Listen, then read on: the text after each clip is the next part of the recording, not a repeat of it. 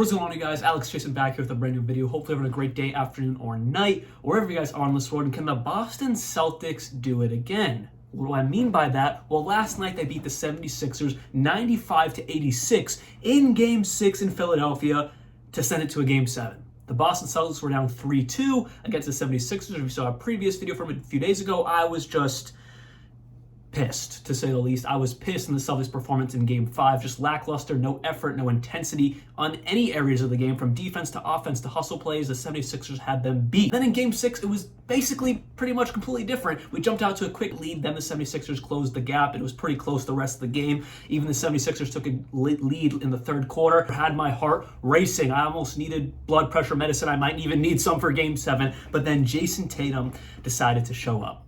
16 fourth quarter points, beating the 76ers, who only had 13 fourth quarter points to give us the lead, to give us the win, and move on to a Game 7. The thing is with that is I'm in a tough position because if you watch the first 3 quarters of that ball game, Jason Tatum was detrimental. We should have won that ball game by 20, 25 points. The 76ers were not shooting well at all in any facet of the game. They were just making hustle plays to stay in the game while we were shooting relatively well. But Jason Tatum almost lost at that ball game if he did not play superstar-esque in that fourth quarter, because he went 1 for 13 to start off the game with 4 turnovers, shot 5 for 21, 4 for 11 from 3, 4 of those threes coming in that fourth quarter, or all of his threes, I should say, coming in that fourth quarter. But 4 turnovers, you cannot be doing that, Jason Tatum. He would drive to the lane. I almost felt bad for him. I was sitting next to my dad watching this game, and he even said he felt bad for Tatum because he just did not look confident whatsoever. I mean, starting off for 1 for 13, there was a time in this game where he could have drove to the lane. It was a transition steal. They were transitioning down the court. Tatum pulled up for a 3 and just missed it. Like, what are you thinking, Tatum? You could have passed that out. You could have just drove to the lane. Literally, one person was in front of him, if I'm not mistaken. I think it was Tyrese Maxey. You can blow right by Tyrese Maxey. You're stronger and bigger than him. His confidence was shot for the first 3 quarters of that game. Something came into him in the last, really, 8 minutes of the game. I need to give 4 shout-outs right now.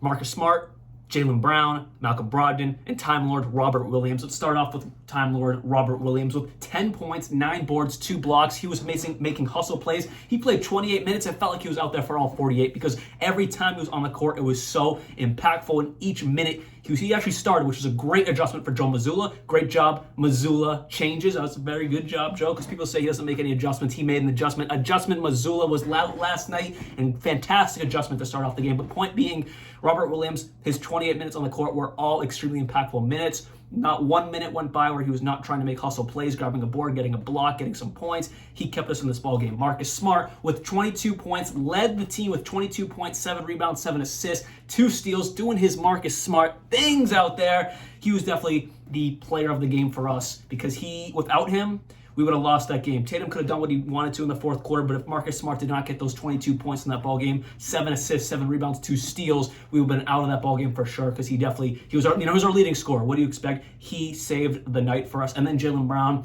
with only 17 points, but he had 6 rebounds, 4 assists, 6 for 13 from the field, 1 for 3 from 3, 4 for 5 from the line. So a better at the line performance versus Game 5 where he was just atrocious. But why is he only taking 13 shots? I was listening to the radio when I was going to sleep last night. They're like, why is he only taking 13 shots? That's a real question. Tatum's struggling. Who else should be having the ball? Jaylen Brown. Why is he only taking 13 shots? He should be upward of 20 shots because he was shooting basically 50% from the field. Same thing happened in Game 5. He had a relatively good game in Game 5, but he only had like 16 shots. Why is he only taking 16 shots? He needs to be 20, 22 shots a game, if not more, when he's your second superstar. Another key factor in this game was Malcolm Brogdon. While Tatum was playing Uno, you notice how we only have 1 point for the first 2.5 quarters of this ball game. Malcolm Brogdon kept things afloat with 16 points, 6 for 11 from the field, 4 for 6 from 3 with 6 rebounds, 2 assists, and 1 steal. He also he struggled really hard in Game 5, but he came out last night and did his thing and kept us afloat. And then Jason Tatum to close it off, 16 fourth quarter points, like I said before. Man, saved the season. But can the Celtics do it again is where I want to end it off in Game 7? Well, time will tell. In my opinion, they're home in the Garden. Jaylen Brown had this to say last night. Celtics fans, y'all love to call us out, right? So I'm gonna call you guys out this time. Like, energy in the Garden has been okay at best all playoffs. Game 7, if you're there or if you're not there, if you're in your home, if you're watching at a bar, if you're watching, down the street at a friend's house, I don't care. I need you to be up. I need you to come with the energy because we're going to need every bit of it. No excuses. We need everybody. So I'm calling you guys out. Let's make sure the Garden is ready to go. And as a Celtics fan who's going to be at Game 7 on Sunday, if that does not hype you up, I don't know what will. I'm saluting you, Captain JB. We are going to be loud and we are going to be furious for Game 7.